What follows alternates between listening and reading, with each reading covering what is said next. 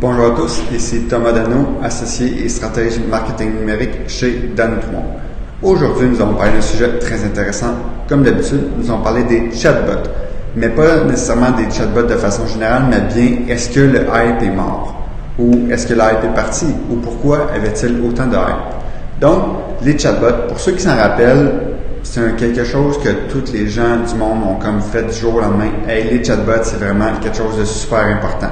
Les chatbots partout, chatbots. Même que chez nous, chez Dano Toulon, on s'est amusé une fin de semaine de temps à créer un chatbot pour Dano Toulon.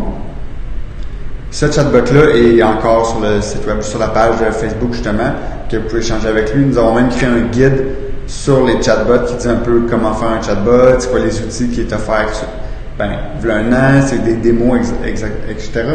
Et là, maintenant, un an après, ça arrive de temps en temps qu'on me pose la question, Thomas Dano, qu'est-ce qui arrive avec les chatbots? Et que là, je réponds, ouais, qu'est-ce qui arrive avec les chatbots? Donc, parlons-en. Les chatbots, quand c'est sorti, c'était vraiment l'avenir. Pourquoi c'était l'avenir? Parce que les outils d'échange de texte, comme WhatsApp, j'en parle, mais comme WhatsApp était extrêmement populaire, Facebook Messenger extrêmement populaire. Donc, les gens se sont dit, hey, il y a beaucoup de monde qui chatte, pourquoi pas chatter avec des compagnies, puis que vu qu'il y a beaucoup de monde, on va installer des robots qui vont chatter avec les gens. Donc, qu'est-ce qui est arrivé là, un an et demi, 2 ans, jusqu'à un an, jusqu'à les derniers 6 mois, les gens créaient des chatbots pour le marketing. Donc, c'était des gimmicks, comme on dit. T'arrivais, tu pouvais chatter, c'était drôle pendant 5 minutes, tu chattais avec un chatbot de Vidéotron qui te proposait 2-3 films selon ce que les choix que tu disais. C'était fini.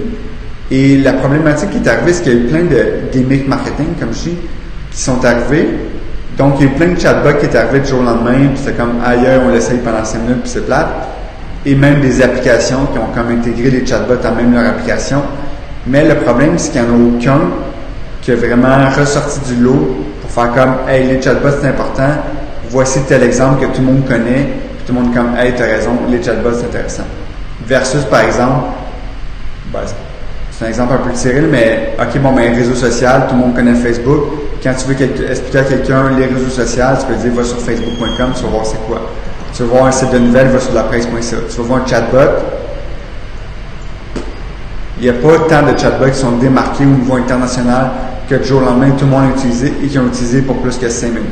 Donc ça, selon moi, c'était un des aspects qui a fait que le hype, bien qu'il était bien présent, il n'a pas réussi à se matérialiser en concret dans la tête des gens.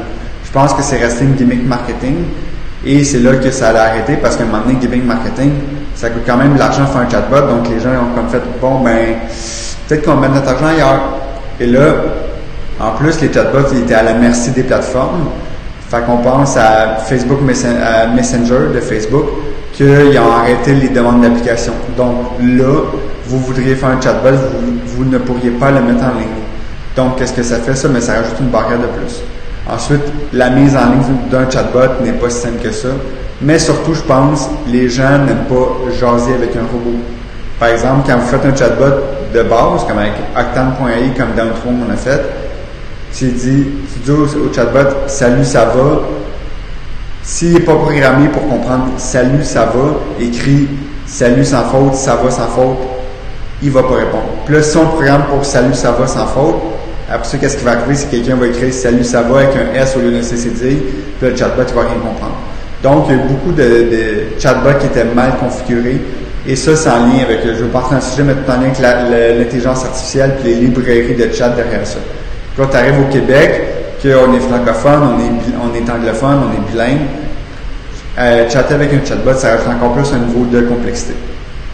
Maintenant, qu'est-ce qui va arriver avec les chatbots dans le temps? Je ne fais pas semblant que je les connais. Selon moi, ce qui devrait arriver, c'est que les chatbots devraient vraiment arriver comme une surface de service à la clientèle.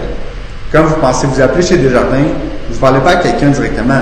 Vous parlez à un robot, un chatbot, et là on va dire un phone bot, on peut dire pour que tout le monde comprenne, qui va vous dire, voulez-vous parler au niveau particulier, entreprise, faites le 1, faites le 2, entreprise, voulez-vous du support accéder, voulez-vous un support pour vlogger, donc le chatbot, le phone bot, qu'est-ce qu'il fait, c'est qu'il dirige les gens vers la bonne personne.